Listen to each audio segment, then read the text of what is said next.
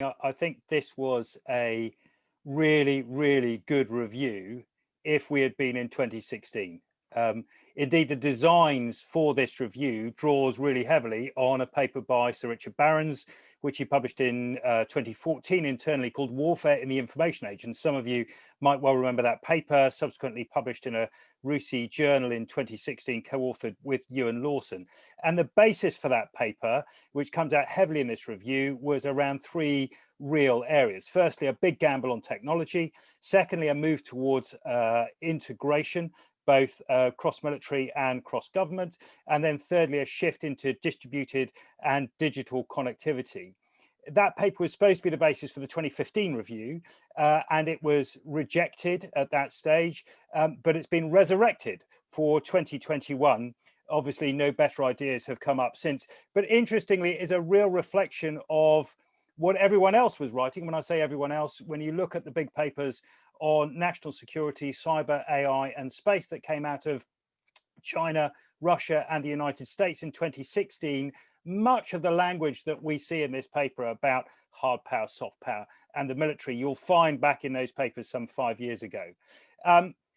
Interestingly, the world has moved on since 2016, and this paper doesn't seem to reflect some of that. And let me touch on three specific elements of that. The cutting edge of technology today is not AI, space, or cyber. The cutting edge is in genetic engineering, human augmentation, and ecosystem manipulation. The big bets that we're trying to, or that this paper tries to articulate as the future, should have been invested in big time 5 years ago. And in fact, the idea that we could get there today really aren't good enough. And that's the second point, is this paper and the investment that it outlines is about trying to generate superiority by making investments now into an area or areas where our adversaries and allies were investing very heavily 5 years ago. Indeed, they were investing 10, 15, sometimes 20 times as much as the UK plans to invest over the next 5 years. So the idea that we can not just catch up, but somehow then gain a level of superiority in some of these areas, I think is somewhat fantastical. The third point I would bring out is in terms of this distributed and digital connectivity, which is being spoken about in terms of integration and this idea of the integrated operating concept. That now has been exposed as a weakness. I mean, contemporary conflict tells us that any electronic emission on the battlefield spells detection and death. Yet both this paper and the integrated operating model aims to create a beautifully connected network that is always emitting.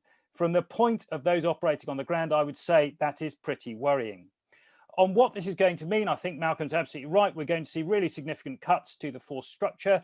We won't know what those are until next week. But I think what it's safe to say is that it feels to me like the force design of the integration review is based on an assumption that there will be peace for at least the next decade. So we can pay off stuff now, take some big capability gaps, and then hope that there won't be a war until the new stuff comes in, if it comes in time, because that usually takes the minimum of a decade if everything runs to plan. And that after that period, when the new stuff is in, that we're on another big gamble, that adversaries will conform to the way that we want wars to be fought with the capabilities that we're investing in now, because this hollowed back, scaled back and less resilient military will have less capability than it does today. So, you know, the overall impression I take from this is this review suits the adversary down to the ground. Indeed, if this is going to do anything, it's going to worry our allies more than it worries our enemies.